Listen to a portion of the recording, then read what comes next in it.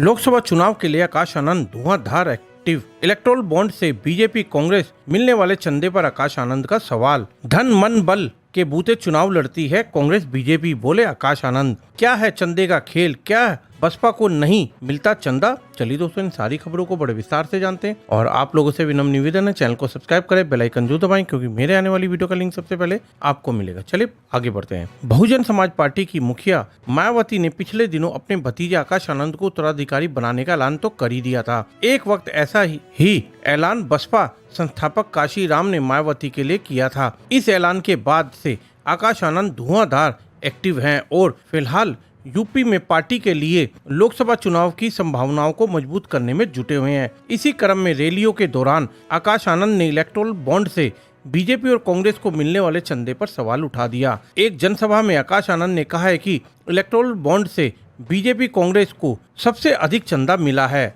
लेकिन बसपा को कुछ नहीं मिला। उन्होंने आगे कहा है कि बसपा इन दलों की तरह धन्ना सेठों के सहारे नहीं बल्कि कार्यकर्ताओं के धन मन बल के बूते चुनाव लड़ती है। आकाश आनंद चुनावी चंदे पर भले ही बड़ी बड़ी बातें कर रहे हों, लेकिन सच्चाई तो यही है कि बसपा के मामले में यह पता नहीं चलता कि उन्हें चंदा दिया किसने, यानी कि पारदर्शिता का न्यूनतम मापदंड का पैमाना अभी भी दूर की कौड़ी है। अब सवाल यह है कि चुनावी चंदे को सार्वजनिक किए जाने के लिए सर्वोच्च न्यायालय तक मचे शोर से ऐसी मुमकिन है कि ऐसा नियम से संभव हो सकता है। आइए इसे समझते हैं। असल में चुनावी चंदे में काले धन का खेल हमेशा से रहा है।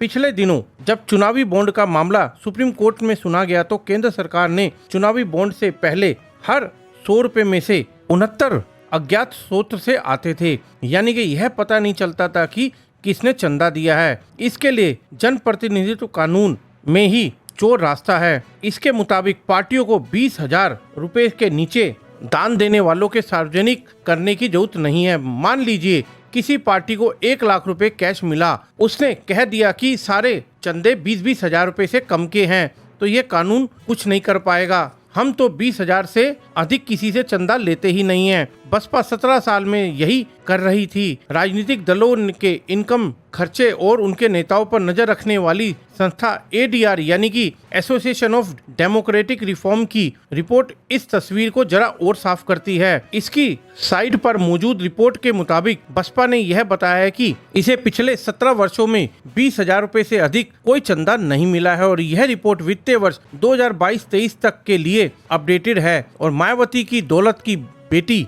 जैसे जुमलों की नवाजे जाने वाले नेताओं ने बयान बसपा के चंदे पर क्या बताते हैं। बसपा की चुनावी फंडिंग पर कभी उसके खास रहे नेता मायावती के एक जमाने के करीबी तक सवाल उठा चुके हैं। कुछ के करीबी तो मायावती को दौलत की बेटी तक कह चुके हैं। चाहे नसीबुद्दीन सिद्दीकी हो या बाबू सिंह कुशवाहा या स्वामी प्रसाद मौर्य, सभी एक समय मायावती के करीबी बताए गए थे, मगर जब उन्होंने बसपा का दामन छोड़ा तो उन्होंने यही आरोप लगाया कि मायावती अपनी पार्टी के नेताओं से ही चंदे के नाम पर वसूली करती है। वहीं एक समय बसपा में रहे पश्चिमी यूपी के गद्दावर नेता इमरान मसूद ने भी यह आरोप लगाया था। बसपा लुटेरों की पार्टी है। उन्होंने मायावती पर आरोप लगाते हुए कहा था कि बसपा में बिना पैसे दिए कोई काम होता ही नहीं है, और ऐसा आरोप ऐसे लोग लगा रहे हैं जिनके खुद दामन साफ बिल्कुल भी नहीं है।